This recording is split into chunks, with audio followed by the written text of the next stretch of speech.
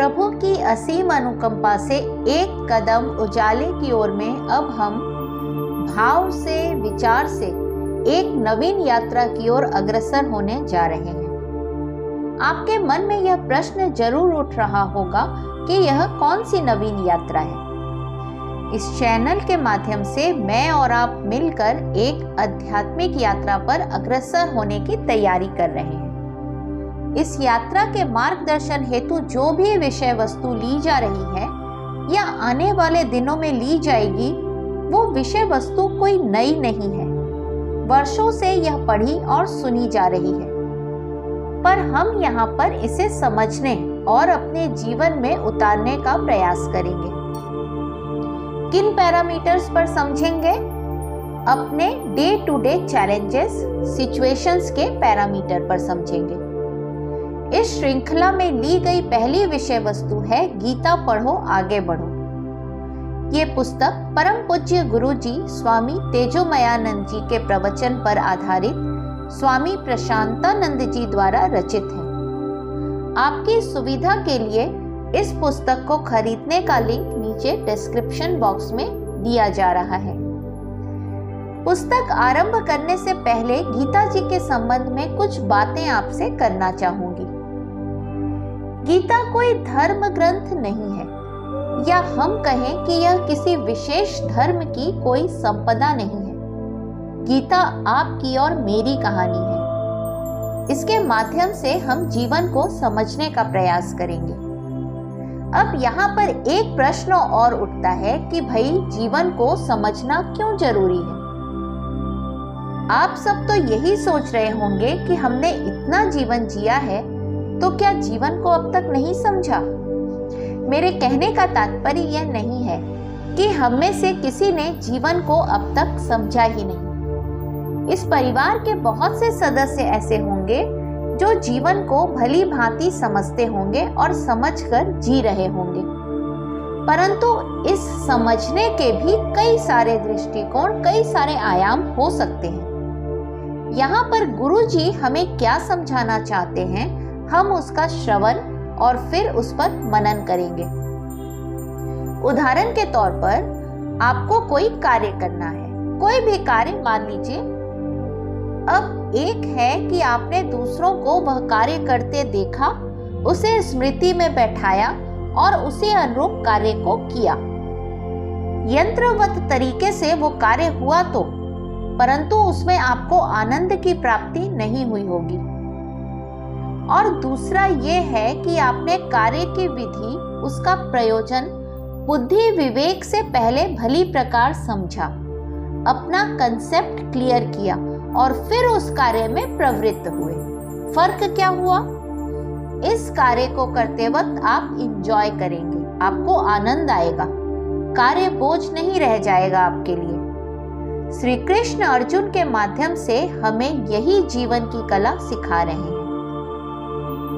देखिए, गीता पूरी तरह से एक मनोविज्ञान है और भगवान हम सबको मनोवैज्ञानिक तरीके से सब कुछ समझा रहे हैं। ये बात तो आप सब मानेंगे कि कलयुगी मनुष्य हर बात का प्रमाण मांगता है, क्योंकि हम सब तो वैज्ञानिक युग में रहते हैं। तो कोई बुराई नहीं है इसमें, बल्कि अच्छाई है कि प्रमाण मिल जाने से हमारी धारणा पक्की हो जाती है और अर्जुन इसका जीवंत प्रमाण है।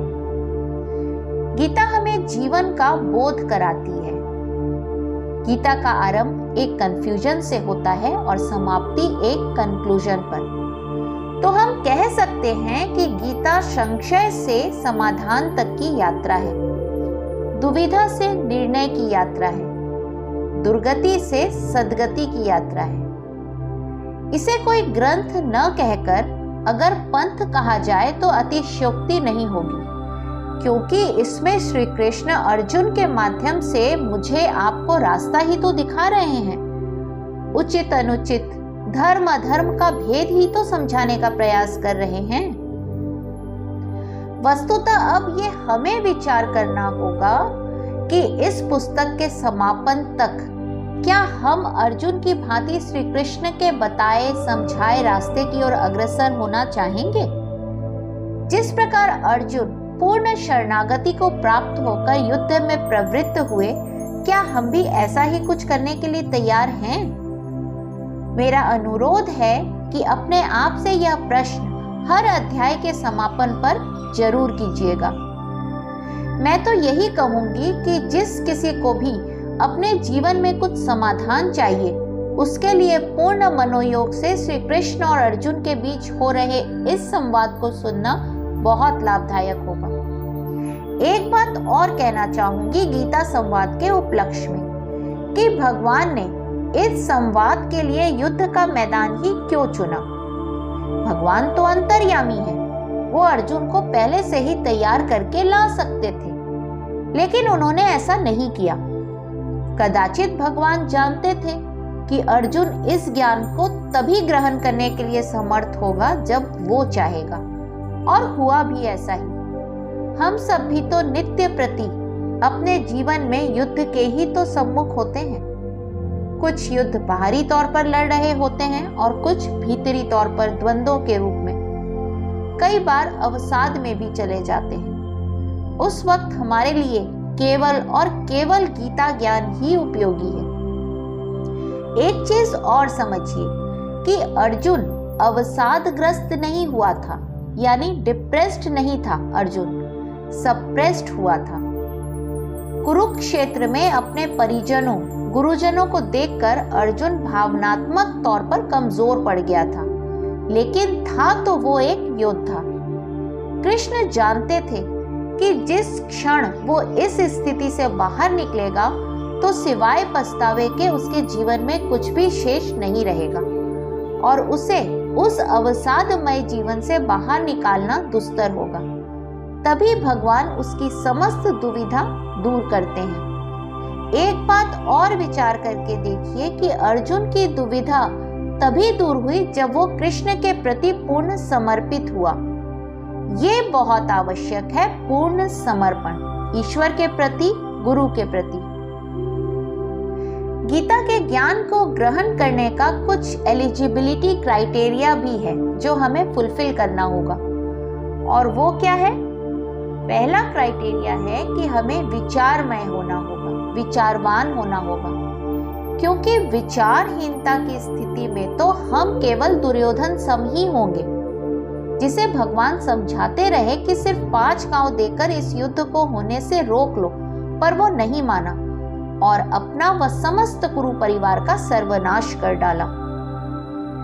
आप सब एक बार अपने जीवन की घटनाओं पर विचार करके देखिएगा कि लाइफ में हम कभी दुर्योधन की भूमिका में होते हैं और कभी अर्जुन की, और इन दोनों ही भूमिकाओं में लिए गए निर्णयों के फलाफल पर भी विचार कीजिएगा कि द्रुत गति से विचारहीन होकर लिया गया हमारा निर्णय कभी सही नहीं रहा होगा, और वहीं दूसरी ओर जब कभी आपने सोच विचार कर कोई निर्णय लिया होगा तो वो निश्चित तौर पर सही रहा होगा। दूसरा क्राइटेरिया है कि हमारी दृष्टि कृष्ण अर्थात सत्य की ओर होनी चाहिए। जिस क्षण मेरे आपके जीवन में सत्य आ जाएगा, समझिएगा कृष्ण आ गए। और तब कृष्ण क्या करेंगे? वे हमारी परिस्थिति को नहीं बदलेंगे, बल्कि हमारे विचारों का सही मार्गदर्शन करेंगे। हमारे छोटे से छोटे निर्णय भी विचारहीनता में ना हो और असत्य का संग ना हो, बस इस बात का ख्याल रखना होगा।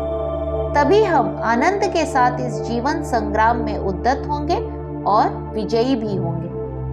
और भगवान ने तो गीता में हमें ये भरोसा दिया है कि तज धर्म सारे एक मेरी ही शरण को प्राप्त हो, मैं मुक्त पापों से करूंगा, तू न चिंता व्याप्त हो।